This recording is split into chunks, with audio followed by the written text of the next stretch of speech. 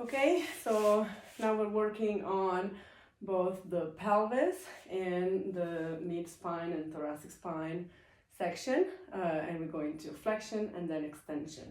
So you can stay still half kneeling. We're going to flex both at the same time without really changing our body center. So I'm not like sending my hips back or my shoulders forward.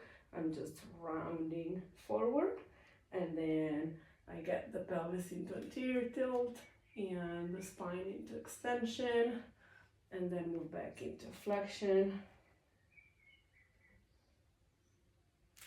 and then back into extension.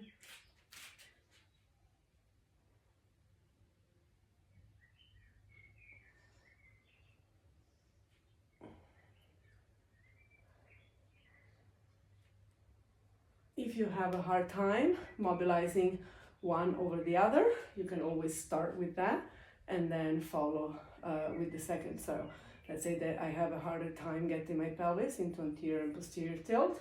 I can start with the pelvis, let's get the pelvis into flexion, and then bring my spine, follow, and then same thing, extension, anterior tilt, and then the spine into extension, pelvis, followed by the spine, or vice versa. Get spine first, and then follow with the pelvis, and then spine, and follow with the pelvis. Some of the movement might feel a little subtle, but that's okay. We work within our own range of motion. The same exercise we can do in quadruped position. So hands below under my shoulders and knee under my hips. I get myself into a nice stable tabletop. Think about your head as a continuation of your spine, so don't let it drop and don't look at the wall in front of you,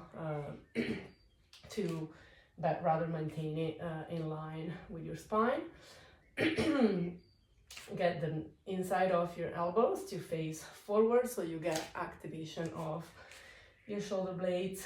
And now same thing, we get both into flexion. So it's like if we go into cat, it's a little more intentional. So my pelvis is going into a posterior tilt, and my mid spine is going into flexion, and then I get both into cow, again a little more intentional.